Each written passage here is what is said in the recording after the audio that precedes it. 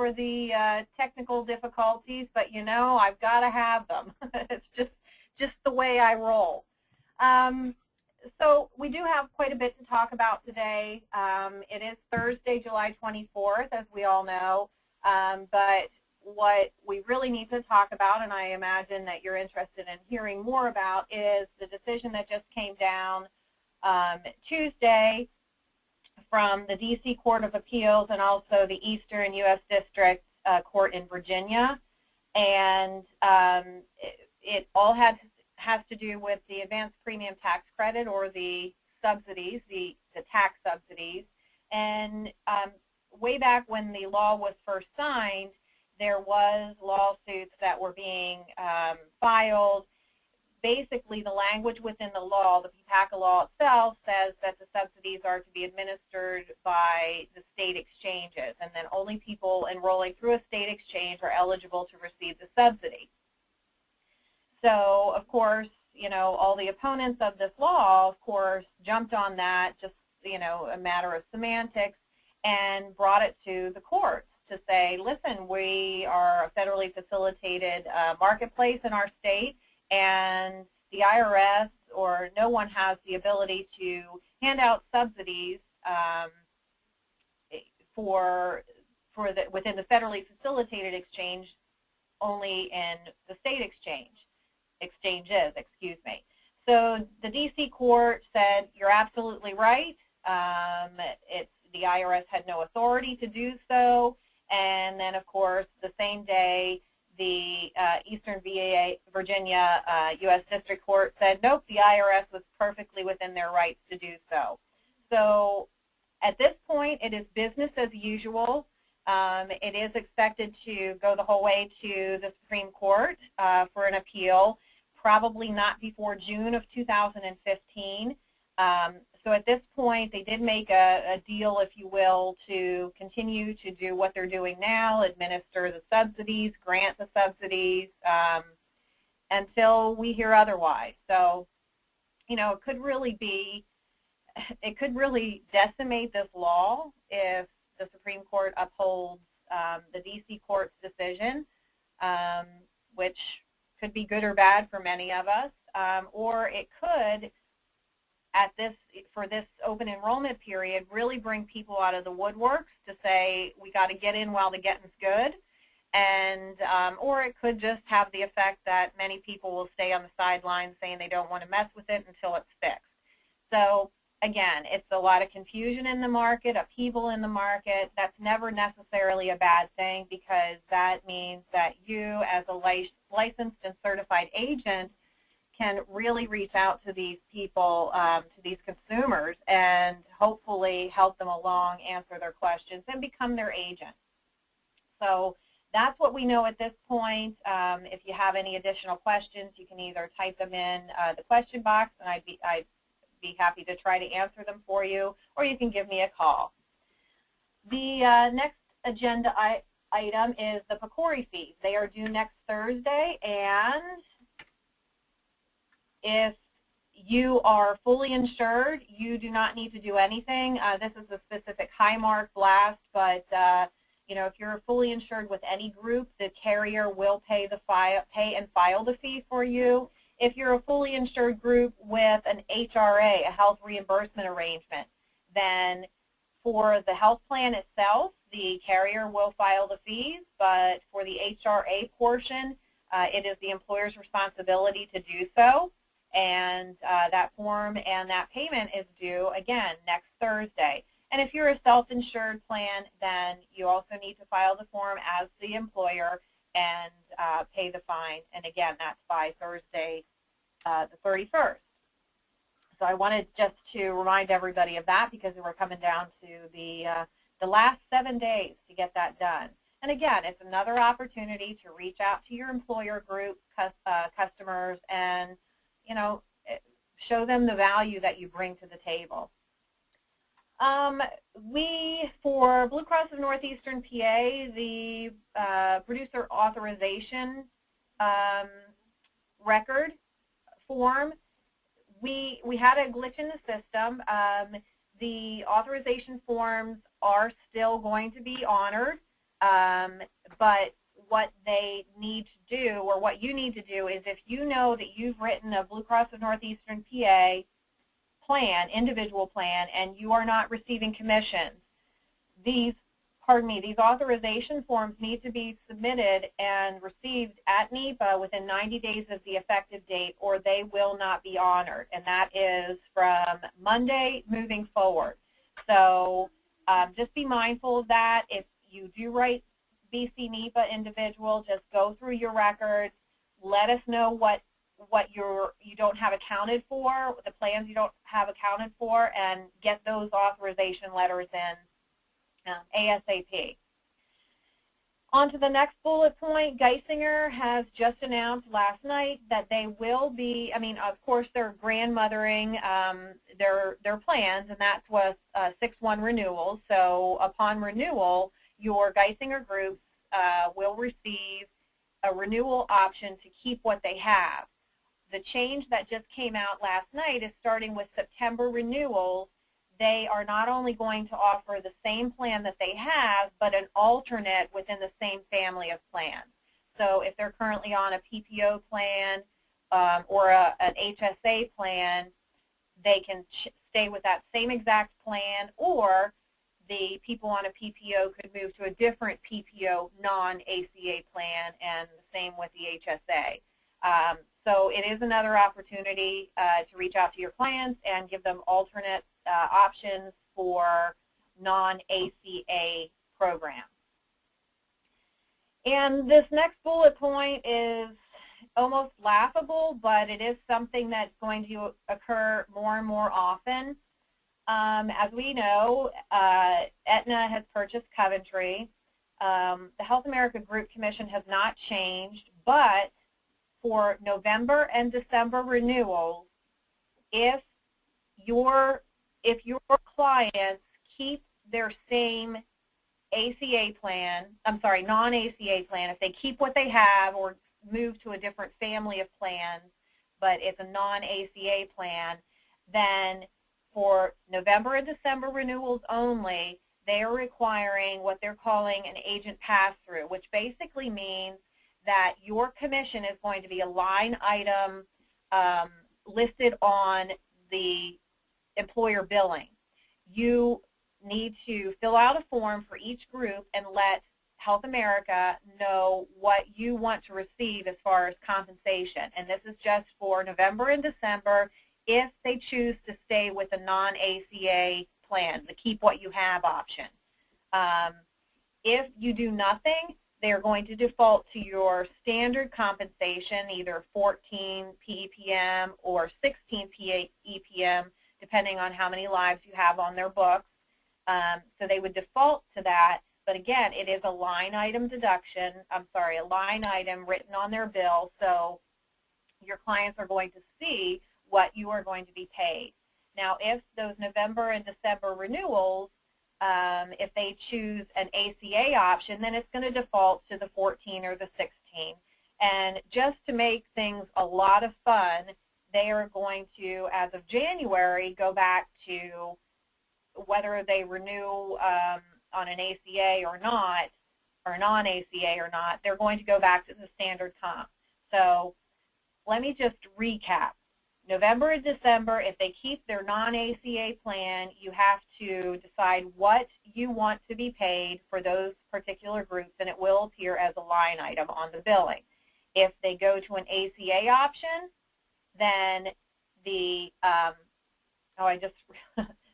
if they go to an ACA option, then it's going to go the 14 or 16. Starting in January, it's going to be the 14 or 16 until either April or July, when it may go back permanently to negotiating your compensation. So confusing, yes, but again, if you have questions on that, just give me a call. There was a blast that went out, I believe, Monday or Tuesday directly from Health America. We are starting to get more and more information about what individual plans may be offered grandmothering. Keep your plan. If you like your plan, keep your plan. So I'm just going to run down the list of what I have so far. It's not a complete list, but this is what I have. And again, this is going to help you know who you need to target for the open enrollment for 2015. UPMC, I don't have any information on yet, but I'm hoping to get that soon.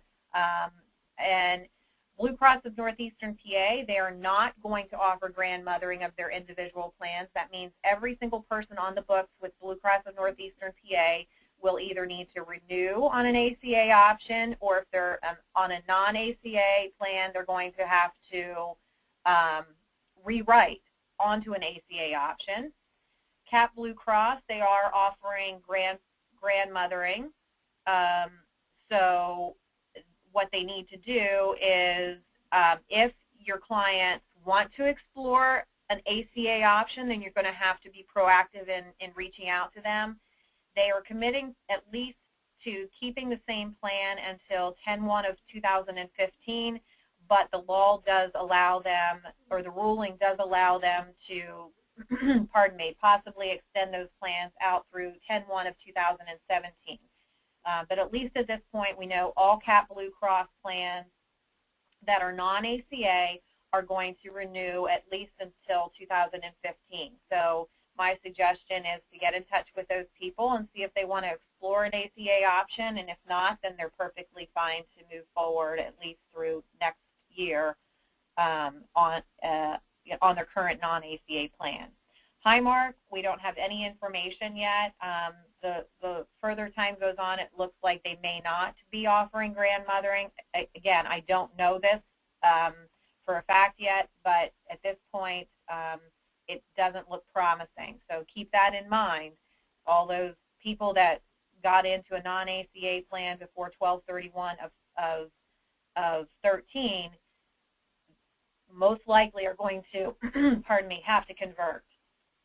For those of you that write United Health One, and we don't, but for those of you that do, they are offering grandmothering of their plan, and they're going to be able to keep their plan until 9/30 of 2017.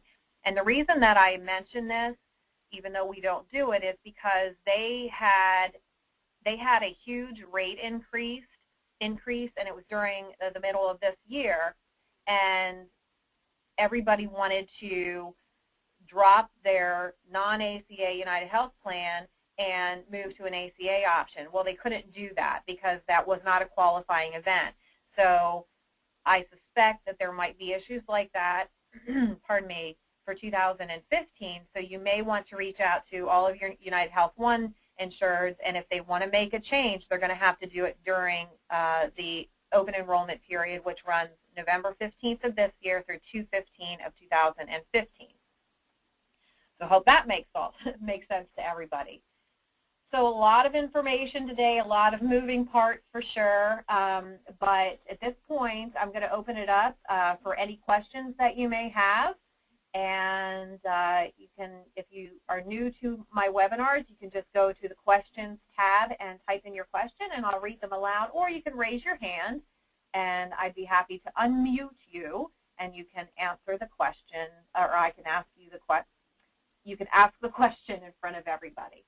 So Nate says, does an employer who moves from an HRA plan to a standard PPO plan in May need to file the PCORI paperwork? Nate, they do. They would need to file the PCORI paperwork for the months that they had the HRA. So yes, they will have to do this. Ed says, sorry, Deb, you may have said this earlier, but I got on late. My question is, if a group terminates their group coverage for 9/1 of 14 and everyone gets into an exchange plan starting 9/1/14, will their deductible be resetting for 1/1/15? And the answer to that is yes. Individual plans run calendar year. So if you put them in even on a 12/1 effective date, 12/1 of 14, they will have to rewrite or renew with a deductible reset for 1/1 of 15. Kim says, with CBC grandmothering until 2017, must the client renew with their existing non-ACA plan, or can they renew with a different non-ACA plan? No, they would have to renew on their current plan. There are no changes allowed for that, or they can explore an ACA plan during open enrollment.